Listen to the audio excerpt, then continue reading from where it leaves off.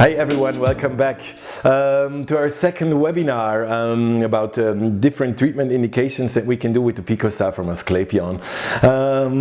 This time on our second webinar we'll be talking about one cosmetic indication and another indication causing loads of cosmetic concern. The one being a permanent makeup or PMU and the other being the sunspots. Extra saying sunspots because you have to be careful. As a dermatologist, lentiginous can mean a whole lot of different things. But without any further ado, let's get into it. We'll start off with the permanent makeup. The permanent makeup is the so-called the Königsdisziplin of makeup. Königsdisziplin is such a word that you can only find in German, like kindergarten, and meaning it's the most prestigious, the most complicated treatment form out there regarding makeup that there is. And that already again implicating that there can be some complications with that being done. Did you know that when we're talking about permanent makeup, we're not just talking about the classic permanent makeup, but nowadays there's different forms of this treatment, consisting of, on the one hand, the classical permanent makeup, but then the microblading treatment, and the newest trend, the powder brows. Permanent makeup, I think you all know it. It's like almost like a tattoo. We use a machine similar to a tattooing machine to bring pigment into the skin. Let's have a look at the microblading and powder brows. On the right you'll see a microblading, and you see it tries to copy the form of the regular hair growth. We reach that by small knives, and then there are small cuts into the skin, which are then covered with the color, giving it this effect of natural brows. Don't forget, microblading will only last for like 1 to 2 years. The color being very superficial and making it a perfect target to treat with the PicoStar. The powder brows, they are the latest development in this treatment area. Powder brows are, you use a single needle, like in tattooing, you can also use a single needle, and you use this single needle to cause an effect that looks like powdered eyebrows. I think it's a treatment that should be pretty famous in Eastern Europe because it gives just this extra colorish soft size to the eyebrows. Reminds me on what to say, single needle again. As I said before, there's a whole lot of single needle tattoos out there, and for anyone who is treating loads of tattoos, as we do here in Achromatic, we all know that like these single needles, the fine lines, these are like really difficult to treat. A shadowing will always be easy to treat, but these fine single lines, they are the hard ones to treat. So I'm like just expressing a slight caution, because a regular permanent makeup I can easily like do in 5 to 6 treatments, or microblading even less treatments. I'm not quite sure how things will develop out with powder brows. And guys, always remember, go to a professional whatever you do, because things they can go terribly wrong. Things can go terribly wrong.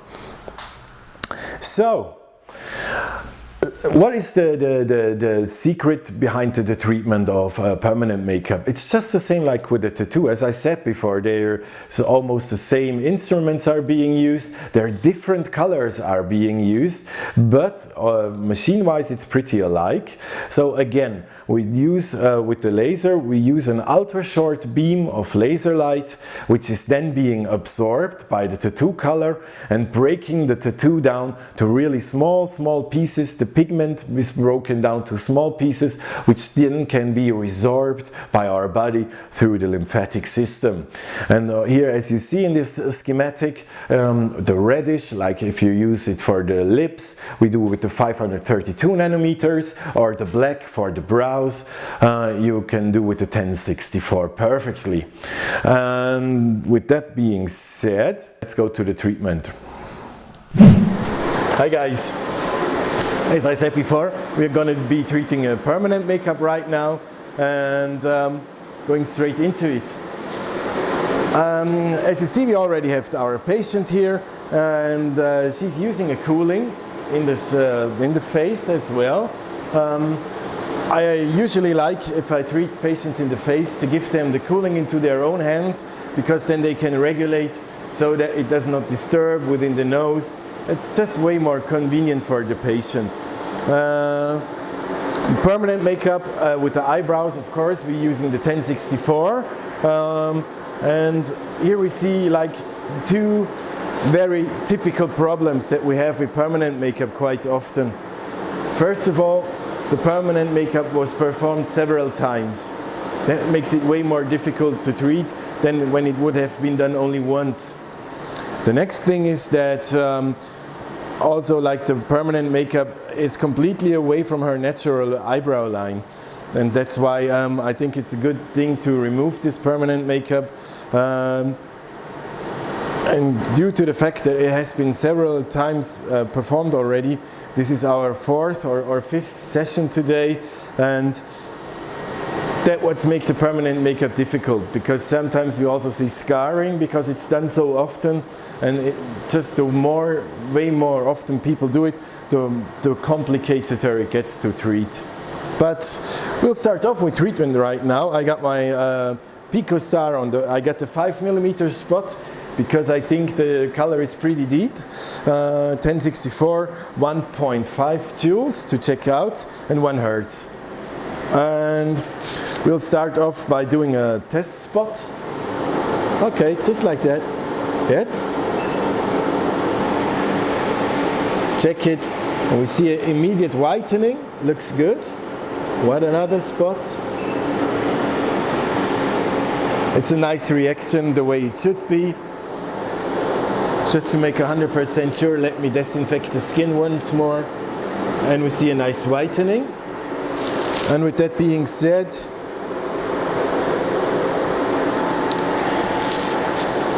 I put up the frequency up to 2 hertz. And we're ready to go. Los geht's.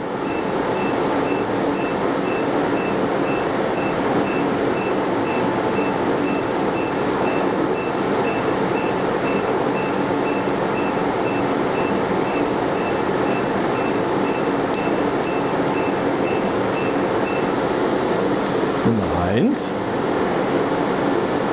And number 2.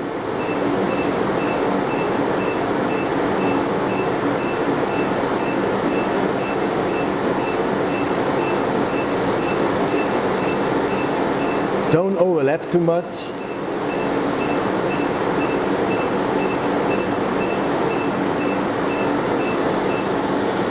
And that's it. After treatment, as always, I'm using an antiseptic cream and also a sunscreen for the patient. No further wound dressing is needed. If you treat permanent makeup, there's always several side effects that you have to tell your patients about that can happen. One is that the hair can discolorate into white, which didn't happen here, luckily. The other is transient hair loss, but it's only transient. The hair will always grow back. And the third is, and that's a bit the thing that you don't want to happen, is a color change due to oxygenation of ferrium within the pigment. We didn't see it with her, but it can easily discolorate to red or greenish, so that you then, if it turns to red, then it's easy, you just treat it with the 532. If it goes to green, then I'd rather prefer to use ruby laser. Well, welcome back. After the permanent makeup treatment, it's just I want to discuss one more question with you that I get asked quite a lot, is why do I use a cooling device in the face? It's not so convenient for the patient. Why do you use that? Well, I think to use a cooling device is like really important. And if you remember again, and here take a look at these slides, they are from Thomas Semt, and he's like, his website is Dr. Tu Entfernung. He's not only a real nice guy, but he's also a real professional when it comes to the issue of tattoo removal. So check his site out, and we're working together on bringing doctors and tattooists together to work closer together for the benefit of our patients. So we're bringing the pigment into the dermal layer of the skin, and what we do with the laser is we try to erase that, try to destroy that pigment, and we're causing like small explosions in the dermal layer, and of course that will always cause an epidermal damage as well, and that is where the blisters come from, that is where these side effects come from, and that is, if you don't use a proper laser, you can get scarring from that. So the cooling is an easy way to help you prevent it, plus to reduce patients' pain. If we take a look at this clip, it's from Zimmer, and we're using the Zimmer Cryo 6 cooling. You can see how you like really can cool down the skin surface by using one of these cooling systems. And therefore you really drastically reduce the patient's discomfort. Plus, with using these devices, you will get less side effects. So not only when removing tattoos, removing permanent makeup, there's a whole bunch of applications that you should always use the cooling system. And like laser epilation, it's like really important. So let's take a look at the removal with the PicoStar of lentiginous, or as I'd rather say, sunspots or age spots in English. In German it's sunspots, because lentiginous, me as a dermatologist, I don't want to use the term lentiginous because there are different forms of lentiginous, from freckles to melanoma pre-lesions. So sunspots, everybody knows them. They typically appear as brownish spots, maculas in the face or on the hand, where you get all the sun exposure. And interestingly enough, in Europe, in Middle Europe, 90% in the group of 60-year-old have at least one of these sunspots, and they are of course causing cosmetic concern.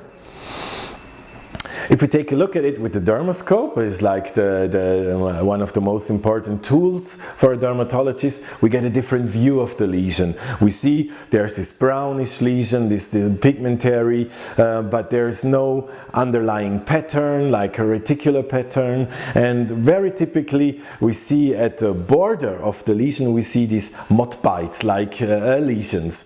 And histologically, we see there's maybe a little more melanocytes, but not that much, but there's especially more melanin in the basal layer of the epidermis, maybe some macrophages more, or melanophages as we call them then, in the dermal layer, and that what makes this lesion such a perfect target for the treatment with the pigment laser, with the PicoStar, because the pigment is really way up in the skin, so superficial pigment is way easier to treat than the deep pigment as we have it in a tattoo. That's why it's such a good target for us to treat. On the other hand, I find it really important that the treatment of these lesions is performed by a dermatologist, or at least that the skin gets checked first by a dermatologist, because there's not only the lentigo solaris, there's only as well the lentigo maligna, which is a precursor of a malignant melanoma. And please don't ever make the mistake to treat those. That's why I think it's like really important that these sort of lesions are being treated by a dermatologist. Okay, with that being said, let's go on and we'll be treating some lentiginous. See you in a few. Hi everyone. We're going to be treating the lentiginous now. We got our lovely Ella with us, and she's going to be our model for the treatment today. As I said before, solar lentiginous are quite common in the population. They say that in Freiburg we got the most sunny hours of all of Germany, so these kind of lesions are very common. And let's take a closer look at Ella's skin. And very typical on the back of her hand, we see these brownish spots. We were checking them all out with the dermoscope before, and here even on the underarm we got a few of these spots. Ella, of course, is a light skin type, I would say somewhere between Fitzgerald 1 and 2. And we're going to be treating these with the PicoStar right now. Almost similar to treating a tattoo, your end point of treatment is that you get a certain whitish reaction. We usually do 1 to 2 sessions. I always tell the patients, we rather do 2 sessions because then every patient's going to be happy if you only have to do 1. Again, we got our intuitive design set up. We go straight into laser, and we have already the 532 nanometers. We do have the 5mm spot. I just left the 5mm spot, and 0.7 joules and 2 hertz. And with that being said, let's activate the laser. Everybody got their goggles on. Again, as I said before, with the permanent makeup, please always do use the cooling. It just is such a high for the patient conform, and it just reduces pain and swelling and unwanted side effects. Always use the cooling, please. So, first off, we do a test spot like always. We have here this nice Lentigo. Use the cooling. Fire ist schieß jetzt. That was German. We see a light whitening.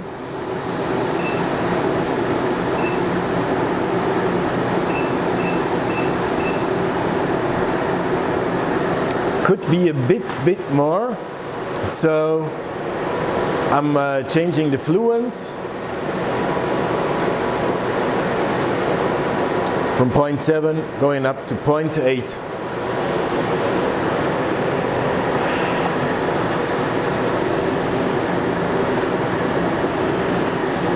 So let's do another test shot. Ah, yeah. This is perfect, just what we wanted.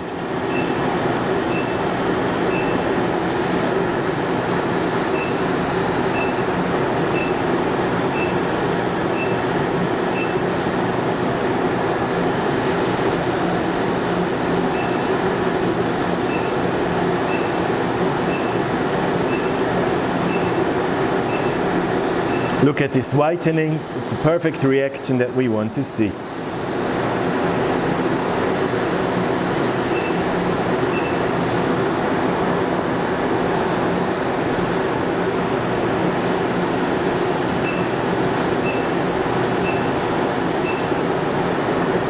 Wenn man jetzt sagt, die Schmerzen von 0 bis 10, Ella? Einen 1, 2? 1. Okay. So that was some German lesson for all of you guys. I was just asking her the pain visual analog scale from 0 to 10, and she said it's a 1. But she's a tough woman. Here we get some more. And this big one.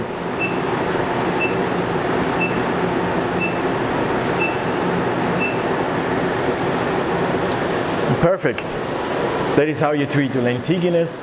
Don't forget to advise the patient to use a sunscreen within the next weeks. Hi, here I am again.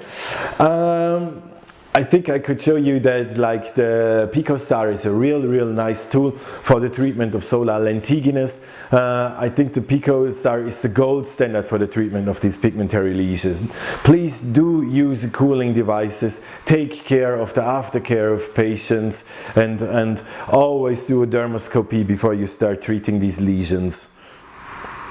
Did I mention that we are on Facebook and Instagram? Please check out our sites. Here's again our web address, Achromatic. Write us an email if you're interested. We're also doing workshops for doctors who want to learn about how we do the treatment here in our clinic. And thanks for your attention in this second webinar of our triple webinar series.